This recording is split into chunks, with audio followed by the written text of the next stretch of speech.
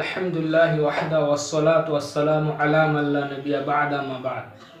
আল ফারকু বাইনাহা ওয়া বাইনা তাহারাতুল হাদাস। আজকে যে বিষয়টি নিয়ে কথা বলবো সেটা হচ্ছে যে শারীরিক অপবিত্রতা এবং বাইরে থেকে কোনো অপবিত্র জিনিস লেগে গেলে এই দুটো জিনিস থেকে আমরা পবিত্র হই, কিন্তু এর মধ্যে পার্থক্য। তো বলছেন যে আন্না তাহারাতুল আহদাস মিন বাবি ফি'লিল মা'মুর, যে শারীরিক যে অপবিত্রতা সেটা থেকে পবিত্রতা অর্জন করা হচ্ছে, এটার ব্যাপারে হুকুম দেয়া হয়েছে, এমন একটি কর্ম যে হুকুম দেয়া হয়েছে। ওয়ালিহাদা লা বুদ্দা ফিহা মিন নিয়াতিন আলা আসাহি আকওয়ালি আহলিল ইলম। এই কারণে শারীরিক যে অপবিত্র হয় মানুষ, সে কারণে মানুষকে নিয়ত করতে হবে। ওলামাদের অনেকগুলো কথা রয়েছে, তার মধ্যে সবথেকে সঠিক কথা এটাই যে নিয়ত করতে হবে। শারীরিক যে অপবিত্রতা সেটা দুই রকমের আমি বলেছি, ছোট অপবিত্রতা এবং বড়। ছোট অপবিত্রতা সেটা যেটার কারণে উজু করতে হয়, যেমন কারো পাখানা হলে, পেশাব হলে তাকে উজু করতে হবে যদি সে নামাজ পড়ে। তারপরে বড় অপবিত্রতা যেগুলোর জন্য ফরজ গোসল করতে হয়, যেমন কারো স্বপ্নদোষ হলে, সহবাস করলে, কোনো মেয়ের হাইজ ঠিক হলে এদেরকে ফরজ গোসল করতে হবে, কিন্তু নিয়ত রাখতে হবে। খিলাফান লি আবি হানিফা, কিন্তু আবু হানিফা এর উল্টো বলেছেন। তো ফায়ানবিল ইনসানু মাসালান আল উদুআ মিনাল হাদাস, যে শারীরিক অপবিত্রতা থেকে পবিত্রতা অর্জন করার জন্য মানুষ নিয়ত করবে। যদি সে উজু করে, ছোট পবিত্র হলো, পাখানা পেশাব হয়ে গেল, সে নামাজ পড়বে, তো সে উজু করার জন্য নিয়ত করবে।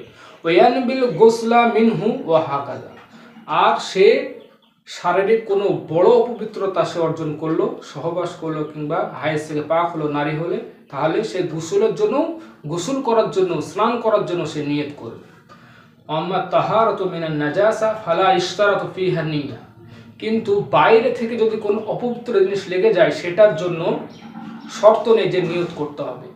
ওয়ালিহাদা লাউ আন্না ইনসানান গাসালা সাওবা মিনাল ওয়াসাক ওয়া ফি নাজাসাতুন ওয়ালাউ ইয়ানবি গুসলাহু মিনান নাজাসা তাহুরা সাওবু বিদালিক, যদি কোনো ব্যক্তি তার কাপড়টাকে নোংরা থেকে ধুয়ে নেয় আর সেটাতে নাপাকি জিনিস থাকে, সে যদি ধোয়ার নিয়ত না করে, সেই নোংরাটা এমনিই ধয়, নিয়ত না করে, তাহলে সেটা পাক হয়ে যাবে।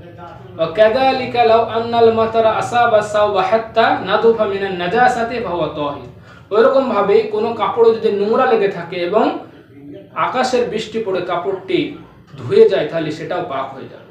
ওয়ালা উজিলাত বিল বেনজিন আও গায়রিহি মিম্মা ইউজিলুহা তাহুরাত মিনান নাজাসা, এরকম ভাবে যদি যে কোনো জিনিস যা দিয়ে বাইরেকার নোংরা পরিষ্কার করা যায়, নোংরাটা যদি দূর হয়ে যায়, তাহলে সেটা পবিত্র হয়ে যাবে। তো পার্থক্য হলো যে শারীরিক যে অপবিত্রতা, সেটা ছোট হোক কিংবা বড় হোক, সেটা থেকে যদি মানুষ পবিত্র হতে চায়, উজু কিংবা গোসল করে তাকে নিয়ত করতে হবে। কিন্তু বাইরে থেকে কোনো অপবিত্র জিনিস লেগে গেল, যেমন কুকুরের পায়খানা লেগে গেল, তাহলে গায়ে, হাতে, কাপড়ে, তাহলে সেটা সে কি করবে? ধৌত করবে। কোনো মহিলার কাপড়ে হাইজের রক্ত লেগে গেল, সে কি করবে? কাপড়টা ধুয়ে নেবে। আশা করি আপনারা বুঝতে পেরেছেন। আসসালামু আলাইকুম।